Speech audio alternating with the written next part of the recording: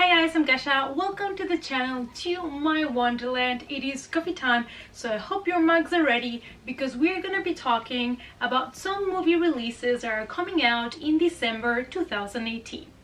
So I decided before the year ends, we're still getting a couple of cool movies, and because the list is a little bit long, I think I have around 18 movies or so that are coming out in December. So I'm just gonna keep it quick and just quickly mention the releases that are still coming out before the end of the year. First, we have The Griddle House, and this is a drama, and we follow the story of Jack, and he has been looking for his mother without knowing that all this time his mother had already been a regular at the Griddle House. Then we have Dumpling, which is based in a very popular book. Between the cast members, we find Jennifer Aniston, and in this movie, we're following the story of a plus-size teenager, and she happens to be the daughter of a former beauty queen.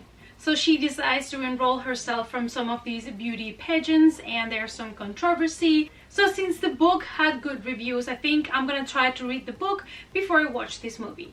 Then we have Mary, Queen of Scots, and Mary was a queen in France and she was only 16, but when she turned 18 she was already a widow, and so she had to deal with the pressure of remarrying. So this movie is a biography, a drama, but it sounds good. I love this kind of historical dramas, and I'm excited about this one. Then we have Vox Lux, and the trailer of this movie kind of indicates this is going to be a very particular movie, and in the cast we find Natalie Portman and Jude Law, which are two actors that I actually really like.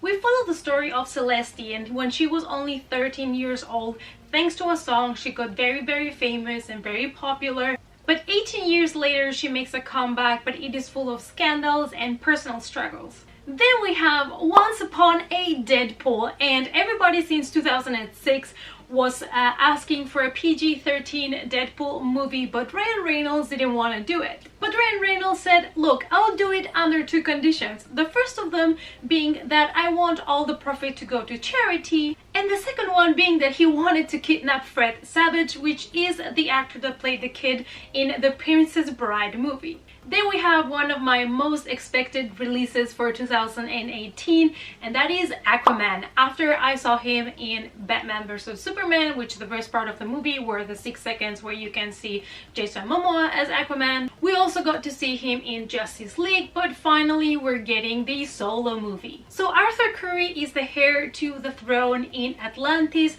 but he needs to step up and be a hero to save the world. This sounds like every other superhero story, let's be honest, but I'm really truly excited to get to know a little bit more about the character, and I'm happy that he's finally getting his own movie.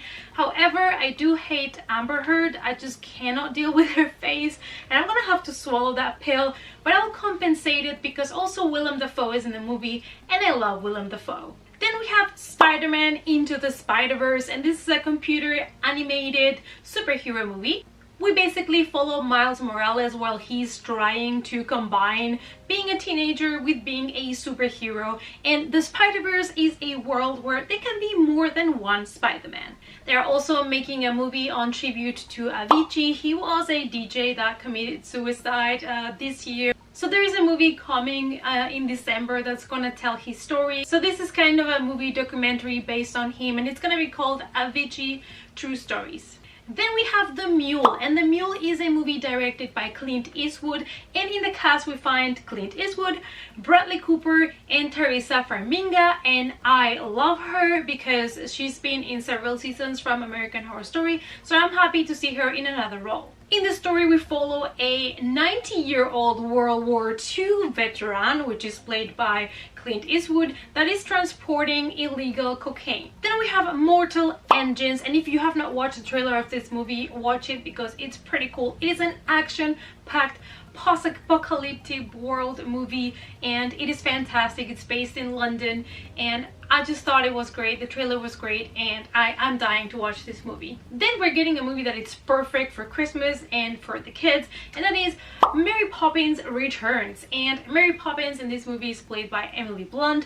Now, I grew up watching the original movie. I watched it over and over again, so I'm really excited to see this remake. I think it fits in the time. I think it's past enough time to make a remake, and I've seen the trailer and I love it, and I do hope that the movie does not disappoint me. Then we get a romantic comedy, and I have not seen a romantic comedy played by Jennifer Lopez for a long time, so we're getting this one called Second Act, in which she plays a 40-year-old woman that gets a second chance at success when she thought that she was not gonna make it.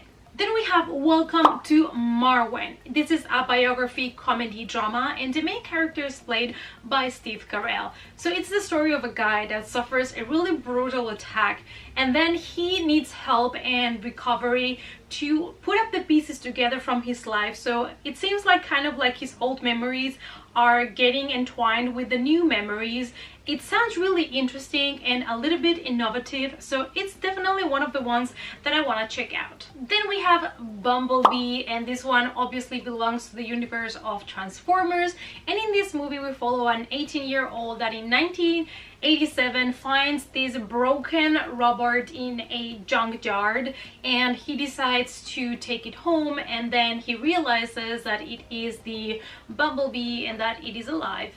Then we get On the Basis of Sex, and this is a biographical legal drama. This is a movie that personally, me being a woman, I'm very interested in, because it is the story of a woman that has been dealing with sexism and she decides to become a lawyer. So I'm expecting to see her trying to fight justice when it comes to sexual discrimination, and I'm excited about this one. We also have Destroyer, which is a crime thriller, and you're gonna see Nicole Kidman like you've never seen her before. So we follow the story of a young cop called Erin, and she's put undercover in a gang, and it has really bad consequences.